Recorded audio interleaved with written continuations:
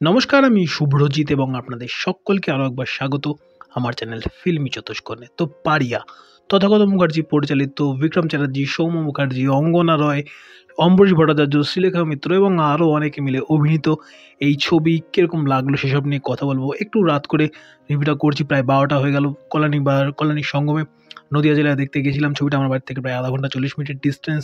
তো ফিরতে একটু রাত হলো, তাই ভাবলাম যত রাতই হোক, আজ দিনের দিন যখন দেখলাম ফার্স্ট ডেতে এবং সেখানে একটা ফার্স্ট শোই ছিল, তো সেটা রিভিউ আই থিঙ্ক আজকে করাটাই বেটার হতো।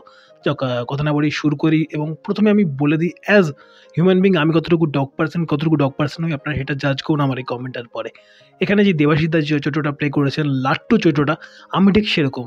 আমার বাড়িটা একটু পুরোনো বাড়ি, মানে প্রায় 40-45 বছর বাড়ির বয়স মোটামুটি। তো বাড়ির কোনো ব্যালকনি অ্যাসাচ কিছু নেই। তো আমাদের ঘরটা একদম রাস্তার ধারে। যখন রাত্রেবেলায় ঘুমোতে যাই কিংবা ধরুন যখন এরকম একটা ছোট্ট হেডফোনে যখন ভিডিও বানাই, রাস্তাতে যখন কুকুর বা সারমেয় যেই শব্দ আমি ব্যবহার করি না কেন, তারা যখন ভৌ ভৌ করে ডেকে ওঠে না, একটু বিরক্তি নিঃসন্দেহে লাগে। আবার আমি সেই পার্সন যে যখন ইনস্টা বা শর্টস বা ফেসবুক স্টোরিজ বা রিলস যেগুলো খুলি, সেগুলোতে যখন দেখি কোনো একটা কিউট ভিডিও রিগার্ডিং ল্যাব হয়ে থাক, সে কর্গি হয়ে থাক কিংবা হাস্কি হয়ে থাক বা আমাদের এই পোষ্য বা সারমেয় বা পারিয়া যাদের কথা বলি, তাদের নিয়ে যদি কোনো কিউট রিল দেখি তাহলে 10 জনকে শেয়ার করে বেড়াই। আমি ওরকম ধরনেরই পার্সন। তো আমি ডগ হেটার কি ডগ লাভার সেটা এবার আপনারা জাজ করুন। আবার ধরুন কুকুর যখন কেউ একটা এসে গায়ে উঠছে কোনো কুকুর, একটু একটু মানে আমি একটু সরেই থাকি। বাট কোনো যদি বন্ধু যদি বাসায় যদি খাওয়ায় বা কেউ ধরে নেন, কোনো একটা কুকুর ধরে নেন একদম ওই পাপি আইস দিয়ে আমার দিকে চেয়ে আছে, তাহলে আমি তার আমার পাশে বন্ধুটাকে বলি, ভাই আমার তরফ থেকে ওকে একটা বিস্কুট খাইয়ে দেয়। আমি একটা বিস্কুটের প্যাকেট তাকে অফার করি, বলি তুই খাওয়া ভাই। মানে আমি যদি খাওয়াতে যাই সে গায়ে উঠে আসবে, ওই ব্যাপারটা আমার একটু হালকা ভয় লাগে। But still I am not hater. আবার ওই যে বিশাল বড় লাভার তাও কিন্তু নয়। তো আমার দিকটা পয়েন্টটা ক্লিয়ার করলাম, এই এতটুকু গৌরচন্দ্রিকা করলাম, তার কারণ দিনের শেষে আমি কতটুকু বায়াস নই সেটাকে জাস্ট বোঝাবার জন্য। এবার একটু ছবির প্রসঙ্গে ঢুকি। আমি জানি অনেকটা টাইম নিয়েছি, বাট যারা দেখলেন থ্যাংক ইউ সো মাচ এবং শেষ পর্যন্ত বাকিটা দেখে নিন, এই আশায় থাকবে আপনাদের কাছ থেকে। তো এই ছবিটা হচ্ছে কেন ল্যান্ডমার্ক ছবি বা কেন মাইলস্টোন ছবি, যেটা থাম্বনেইলে লিখেছি সেটা এবার একটু বলি। বাংলা ছবি হিসাবে 2011-তে একটা ছবি এসেছিল, শীত মুখার্জি পরিচালিত এবং অবশ্যই প্রসেনজিৎ চ্যাটার্জি ছিলেন। ছবির নাম 22শে শ্রাবণ। হ্যাঁ, ঠিকই ধরেছেন, 22শে শ্রাবণ। সেই ছবিতে আমরা দেখেছিলাম একটা কমার্শিয়াল ছবিতে গালি খিস্তির বন্যা বয়ে গিয়েছিল। সে আপনার যতই ছুতমাক থাকুক আর না থাকুক, বাঙালি দর্শক কিন্তু সেটাকে বেশ ভালো অ্যাপ্রিসিয়েট করেছিল এবং সেটা করেছিল বলেই পরবর্তীকালে 12 বছর 13 বছর বা এক যুগ ধরে সেটা নিয়ে সোশ্যাল মিডিয়া এবং বিভিন্ন জায়গাতে কথাবার্তা হয়েছে এবং তারপরে দশমাবতার এসছে। এবং সেই ছবিটা কোথাও একটা গিয়ে বাংলা কমার্শিয়াল ছবিকে সেই অর্থে বললে সাবালক করেছিল। তারপর যদি বলি আমরা কাট টু এই 11-র পর এই 2024, আমরা যখন দেখি সন্দীপ রেড্ডি বাঙ্গা এসে জাস্ট মানে সদর্পে বুক ফুলিয়ে বলেন যে কী ভায়োলেন্স সেটা আমি এবার দেখাবো, এবং তিনি সেটা অ্যাকচুয়ালি দেখানো অ্যানিমেলে। কিন্তু তথাগত মুখার্জি কিন্তু সেটা ঢাকঢোল পিটিয়ে ঢেড়া পিটিয়ে বলতে যাননি, কিন্তু তিনি সেটা দেখিয়েছেন। এবং যেটুকু সিন আমরা দেখি সেখানে এই পাড়িয়ার মধ্যে, সেগুলো দেখবার পর জাস্ট ক্যাপশনের জন্য একটাই লাইন মাথা আসে যে ইহা দুর্বল হৃদয়ের মানুষদের জন্য নহে, অ্যাকচুয়ালি নয়। দুটো সিন বলবো, আমি স্পয়লার দিচ্ছি না কোনো। একটা সিন রয়েছে আমাদের প্রোটাগনিস্টের কাঁধের এখানটাতে একটা ওই মাংস কাটা যে চপিং যেই ওয়েপনটা রয়েছে বা যেটাই বলি আমি, এক্স্যাক্টলি নামটা আমার জানি, সেই কাটারটা এখানে ঢুকে আছে। ওই সিনটাতে তার যখন চিৎকার আমরা শুনি, তার এক্সপ্রেশনগুলো দেখি এবং যেভাবে সেটাকে আমাদের অ্যান্টাগনিস্ট যেভাবে সেটাকে কাজ করে বা সেটাকে যেভাবে ওখানে ফেস করে এবং তার এক্সপ্রেশন সবে মিলে ফিল হয়, ওই সিনটাতে ভায়োলেন্সটা দেখে আপনি চোখে হাত দিতে চাইবেন। যদি আপনার ওই গোর দেখার ট্যারান্টিনো স্কুল অফ ভায়োলেন্স বলি কিংবা কোরিয়ান ফিল্ম বা সাউথ ইস্ট এশিয়ার যেসব ফিল্মগুলোতে এই গোর জিনিসটাকে খুব একদম রক্তে নিয়ে দেখানো হয়, সেই বিষয়গুলো যদি আপনার খুব একটা দেখা না থাকে তাহলে আপনার একটু অসুবিধা হবে ওই সিনগুলোতে নিঃসন্দেহে। কিংবা একটা জায়গাতে রয়েছে একজনের হাতের উপর আমরা দেখি ওই চপিং, ওটা জাস্ট চলে যায় চপারটা এবং ফিনকি দিয়ে রক্ত বা একদম ভেসে ওঠে স্ক্রিনটা। এই জায়গাগুলোতে বেশ ভালো ফিল হয়। এবং বাংলা কমার্শিয়াল বা বাণিজ্যিক ছবিতে কেন এরেট পেয়েছে, রিসেন্টলি একটা ছবি হুব্বাও এরেটেড ছবি ছিল, but হুব্বা is a very good film, but কিছু পার্টস আমার হুব্বা বেশ ভালোই লেগেছিল। কিন্তু তারপরে বলবো এই ছবি পারিয়া যেন সব কিছুকে ছাপিয়ে গিয়েছে এবং কমার্শিয়াল ছবির জন্য একটা বেশ ভালো মাইলস্টোন ছবি নিঃসন্দেহে, এবং টলিউডের জন্য তো নিঃসন্দেহে আফটার 22শে শ্রাবণ। অ্যাটলিস্ট আমি আমার জেনারেশনের দিক থেকে বলতে পারি এই দুটো ছবি অ্যাটলিস্ট আমার জন্য বলি, যদি বাংলা ছবি বা বাংলা কমার্শিয়াল ছবিকে, বাংলা ছবি বলাটা ঠিক হবে না, সমগ্র একটা অনেকগুলো জনরা চলে আসে তার মধ্যে, বাট কমার্শিয়াল ছবি হিসেবে এই দুটো ছবি অ্যাটলিস্ট আমার যেটুকু স্বল্প জ্ঞান সেই অনুযায়ী বাংলা ছবির জন্য মাইলস্টোন এবং সাবালক ছবি। কী অ্যাসপেক্ট থেকে বললাম সেটুকু বুঝলেন, আশা করি যে আমি এস্টাবলিশমেন্ট করতে পেরেছি। এরপরে ছবির ভালো দিক খারাপ দিক নিয়ে একটু কথা বলি। ভালো দিকে প্রথমে বলবো যে পারফরমেন্স ড্রিভেন ছবি, নিঃসন্দেহে একটা খুব ভালো পারফরমেন্স ড্রিভেন ছবি। বিক্রম চ্যাটার্জি খুবই ভালো Bikram Chatterjee, but Soumya Mukherjee is the show stealer here. তাকে আমরা যতবার দেখি, সে যদি আমরা দেখি বিক্রম চ্যাটার্জির সঙ্গে কোনো কনফ্রন্টেশনের সিনে হোক, কিংবা অঙ্গনা রায়ের সঙ্গে সিনে হোক, কিংবা অম্বরীশ দার সঙ্গে সিনে হোক, প্রতিটা সিনে তার ইম্প্যাক্ট আলাদা লেভেলের। বিক্রম চ্যাটার্জি খুব ভালো পারফরমেন্স দিয়েছেন, অঙ্গনা রায় ভালো পারফরমেন্স দিয়েছেন, ভালো ভালো পারফরমেন্স দিয়েছেন একজন ডগ ওনার, একটা পারভার্ট একটা রোল রয়েছে ডগ ওনারের, তার পারফরমেন্স বেশ ভালো। ভালো যেই শান্তির হোটেলের সেই মালকিন, তার পারফরমেন্স বেশ ভালো, বা যেই বয়স্ক মহিলা যিনি প্লে করেছেন তার পারফরমেন্সে বেশ ভালো। বাট সকলকে ছাপিয়ে গিয়েছেন সৌম্য মুখার্জি। ট্রেলার দেখে মনে হচ্ছিল হ্যাঁ তিনি একটা ভালো পারফরমেন্স দেবেন, বাট এতটা ভালো দেবেন অ্যাটলিস্ট আমি এক্সপেক্ট করিনি। যেখানে যেখানে তিনি এসেছেন সামনে, দেখুন আমার ওই মানে কাউকে ক্যাটার করে তার ভিউজ টানবো ওই গল্প যদি হতো, তাহলে শুরুর দিকে হয়তো ইন্ট্রোডাকশন এত টাইম নিতাম না। শুরুর দিকে হয়তো হিরো বা আমাদের বিক্রম চ্যাটার্জির ফেয়ারওয়ালাররা থাকবেন বলে তাদেরকে ক্যাটার করে হয়তো শুরু করতাম। বাট একটা জায়গাতে তাদের কনফ্রন্টেশন সিন আমরা দেখি, এবং সেখানে বিক্রম চ্যাটার্জিকে কোথাটা গিয়ে যেন ছাপিয়ে গিয়েছেন সৌম্য মুখার্জি পারফরমেন্সের দিক থেকে। Brilliant, he is just brilliant through out the film. যতবার তিনি এসেছেন এবং বিক্রম চ্যাটার্জির জন্য একটা স্পেশাল সিন মেনশন করবো, যেটা একটা জায়গাতে তার উপরে মব কাইন্ড অফ একটা ঘটনা ঘটে, হ্যাঁ বৃষ্টির মধ্যে সিনটা, এটা আমরা টিজার ট্রেলার অলরেডি দেখে নিয়েছি। সেইখানে সে সকলকে মারে, হ্যাঁ, এবং সেই মারাটা একদম হাত ছড়িয়ে দিলাম উড়ে চলে গেল ওরমভাবে হয় না। সিনটাকে ডিজাইন করেছে বেশ ভালো, এবং অ্যাকশনগুলোকে বেশ ভালো কোরিওগ্রাফ করেছে।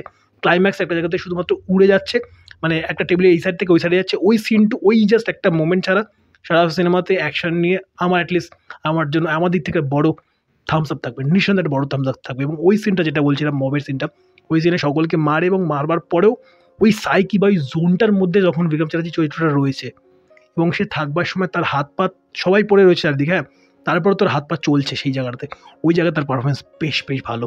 এবং তার সঙ্গে অঙ্গনা রায় দুটো সিন বলবো, একটা যেখানে তার সঙ্গে একটা মোলেস্টেশনের ঘটনা ঘটে ওই সিনটা, এবং ক্লাইম্যাক্সের সিন, দুটো সিনে তার রিয়াকশন, সে যেভাবে রিয়াকশন দিয়েছে, তার ডায়লগ তৈরি নয়, তার রিয়াকশন, তার সামনের অভিনেতা বা অভিনেত্রী যেই থেকে থাকুন না কেন, তার কথা অনুযায়ী সেই যেভাবে এই দুটো সিনের রিয়াকশন দিয়েছেন, আমার জন্য এই দুটো সিন স্পেশাল মিশন ছিল। এছাড়া বাকিদের কথা আমি বললাম। এরপরে একটু কথা বলবো হোমাজ নিয়ে। হোমাজ রয়েছে নিঃসন্দেহে। প্রথম কথা, দেবাশিস দার চরিত্র বা লাট্টুর যেই গেঞ্জি পরানো হচ্ছে তাতে দুবার, একবার কিতনে আদমি থে এবং একবার শোলে, দুটো এই দিনের শেষে শোলেকেই হোমাজ দেওয়া হচ্ছে। এবং আরও একটা জায়গাতে তার মধ্যে দিয়ে আমরা তার মধ্যে দিয়ে না, এই সিনটা এটা একটা আলাদা সিন ডিজাইন, যেটা আমার মনে হচ্ছে, যেটা মেবি নাও হতে পারে, সেটা আমার ফিল হয়েছে। জাল্লিকাট্টু কজন দেখেছেন যায় না, ইন্ডিয়া থেকে অস্কার নমিনেশন গেছিল 2021 বোধহয়, যদি ভুল না হয়। তো লিজো জোসেফ পেলিসারি সেই ছবি জাল্লিকাট্টুর ক্লাইম্যাক্স, যারা দেখেছেন ছবিটা, ক্লাইম্যাক্সটা কোথার থেকে আমার এই মবের সিনটা কোথার থেকে ফিল হচ্ছিল। বিক্রম চ্যাটার্জি রয়েছে, একের পর একটা লোক এসে তার উপরে পড়ছে, এবং ওই সিনটাকে যেভাবে ডিজাইন করা হচ্ছে, ওই সিনটার কোথার থেকে মাথায় ছিল। মেবি সেটা কনসিয়াসলি করা হয়েছে কি মানে আনকনসিয়াসলি হয়ে গিয়েছে আমি জানি না, বাট যেটা হয়েছে আমার এই দুটো ছবির রেফারেন্স মনে হলো। আরেকটা যেটা রেফারেন্স, সেটা হচ্ছে অবশ্যই যেটা একদম জাস্ট অডিবেলি, সেটা হচ্ছে কাল্লু মামা, সত্যার কাল্লু মামা বা সৌরভ শুক্লার প্লে করা সেই ক্যারেক্টার। এই তিনটা ছবি আমার কোথা থেকে মনে হলো কাইন্ড অফ হোমাজ রয়েছে এই ছবির মধ্যে। শোলের আর এবং কাল্লু মামাটা তো একদম কনসিয়াসলি, এবং জালি মামাটা কনসিয়াসলি কিনা সেটা তো মেকার্সরাই বলতে পারবেন বলে মনে হয়। এগুলো আমার লেগেছে। এবং যদি বাকি টেকনিক্যাল অ্যাসপেক্টে ঢুকি, ডিওপি পার্ট বেশ ভালো, এবং স্পেশালি একটা সিন আমি মেনশন করবো যেখানে সৌম্য মুখার্জি রয়েছেন, এবং শটটা একটা কাচের মানে কাচ দিয়ে একটা ঘেরা ঘর কাইন্ড অফ, এবং সেটাকে কাচের বাইরে থেকে আই থিঙ্ক শটটা নেওয়া, এবং ভিতরে সে রয়েছে ফ্রেমের একটা সাইডে, ফ্রেমের লেফট সাইডটাতে, এবং রাইট সাইডটাতে চপ করা হচ্ছে মাংস, এবং ওই টোটাল তার ক্যারেক্টারটাই কোথাটা গিয়ে ওইভাবে ধরা হয়েছে ফ্রেমে, এবং যেভাবে ধরা হচ্ছে বেশ ভালো শটটা। এবং যদি বলি তার সঙ্গে মিউজিক যে খুব একদম আহামরি তা নয়, বাট যেরকম বা যেই জায়গাতে মিউজিকটাকে ব্যবহার করা হয়েছে সিনগুলোকে বা আপলিটমেন্টের জন্য, এনহ্যান্সমেন্টের জন্য, বিজিএম বেশ ভালো ওয়ার্ক করেছে। টেকনিক্যাল দিকগুলো এবং পারফরমেন্স এবং আই থিঙ্ক বাকি সবটাই কভার করার চেষ্টা করছি। ভালো লাগা দিক দিয়ে কিছু নেগেটিভ পয়েন্ট লেগেছে, সেগুলো শেয়ার করবো। সেটা হচ্ছে স্ক্রিন প্লের মধ্যে না একটু ব্লগ ফিল হয় কোনো একটা কাজে। ধরুন একটা ঘটনার পরে আর একটা ঘটনা, ওই মানে ধরুন একটা আপনি ব্লগ দেখছেন, আপনার সারাদিনের একটা লোক কী করছে তার ব্লগ, সকালে উঠলো, দাঁত মাজলো, জামাকাপড় পরে বেরোলো, বাজার করলো, বাড়ি এসে তারপর আপনি কি এক্সপেক্ট করবেন, সে রান্নাঘর ঢুকবে, বাসে এসে তার পরিবারের মানুষটাকে দেবে, এবং তারপরে ঘটনা দেখবো, তারপর আমরা দেখবো তার খেতে বসা। মানে ইটস লাইক সে বাড়ি ঢুকলো, তারপরে সেটা আপনি দেখছেন সে খেতে বসছে। এই যে বিষয়টা, মাঝে যে ট্রানজিশনটা না থাকা বা ওই একটা স্মুথ ভাব না থাকা, এই জিনিসগুলো আমার কিছু যাতে ফিল হয়েছে। আমি একটা উদাহরণ দিলাম, র্যান্ডাম একটা উদাহরণ। তো এখানে মনে হচ্ছে এই সিনটার পর এই সিনটা রয়েছে, বাট মাঝে একটা সিন দরকার ছিল, এরকম কিছু জায়গাতে নেই। আমার মনে হচ্ছে যেন ব্লক টু ব্লক মুভ করছে, এই জিনিসটা একটা জিনিস মনে হচ্ছে আমার এর ক্ষেত্রে। আরও একটা জিনিস যেটা লেগেছে, সেটা হচ্ছে হুব্বা ছবিটাও এইরকমই একটা প্রবলেমে ভুগেছিল, এবং আমি বলেছিলাম সেটা হুব্বা ছবি সব থেকে বড় সেটব্যাক ছিল। সেটা হচ্ছে হুব্বাতে কোনো ভালো হাই মোমেন্টগুলোকে না ব্যবহারই করতে পারি, জাস্ট ঝুপ করে একটা শীতকালে সন্ধ্যে নেমে আসার মধ্যে একটা ব্যাপার হয়েছিল।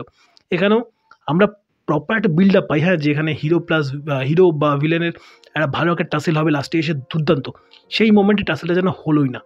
ওই জায়গাটা আমার মনে হয় একটু ভালো hand to hand combat design করে আরও একটু ভালো দেওয়া উচিত ছিল, কারণ তার আগে আমরা যতটুকু দেখি ফিল্মটার থেকে যতটা পাই সেই পাওয়াটা আমার জন্য বেশ ভালো পাওনা ছিল। বাট সেখানে ওই ক্লাসিক যে একটা ফাইট, একটা ক্লাসিক একটা ডুয়েল ওই ওয়ার্ল্ডের মধ্যে রেখে ওই জিনিসটা পেলামই না। আমার মনে হয় এই জিনিসটা আমার খুব খুব খারাপ লেগেছিলো। মানে এত ভালো একটা সেকেন্ড হাফ, মানে রিসেন্টলি যে কটা ছবি দেখলাম ম্যাক্সিমামেরই ফার্স্ট হাফটা ভালো হয়, সেকেন্ড হাফে সেই ছবিগুলো ঝুলে যায়। সে বলিউডের ক্ষেত্রে হচ্ছে, টলিউডের ক্ষেত্রেও তাই হচ্ছে।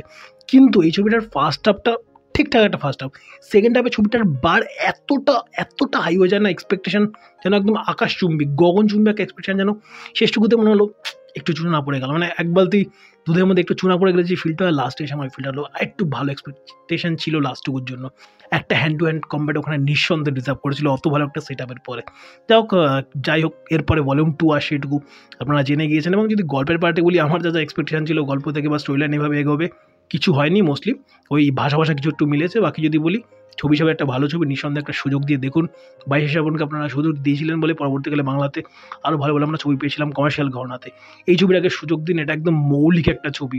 22 শ্রাবণেও অনেক হলিউড ছবির আপনি ইন্সপিরেশন পাবেন, এসব শুনলে হয়তো অনেকে গালাগালি করবেন, বাট দিনের শেষে স্টিল এই ছবিটা আমার বেশ ভালো লেগেছে। এবং যারা ধরেন কুকুর নিয়ে খুব একটা ছবি দেখেননি এর আগে, বা শারমেল প্রেমী কিন্তু শারমেল নিয়ে খুব একটা ছবি দেখেননি, লাইক চার্লি 777 বা যেগুলো পপুলার ছবি সেগুলো আমি বলছি, হাজিকো ডগ স্টিল, এগুলো ছবিগুলো দেখেননি যেগুলো খুব পপুলার ছবি, তাহলে তো আপনার জন্য আরও ভালো লাগবে এই ছবিটা। এবং স্টিল ডগ লাভার বা ডগ ওনার হিসেবে আপনি খুব এনজয় করবেন যদি একদম ডগ লাভার হয়ে থাকেন, দিনের শেষে ওনার হন কি না হন।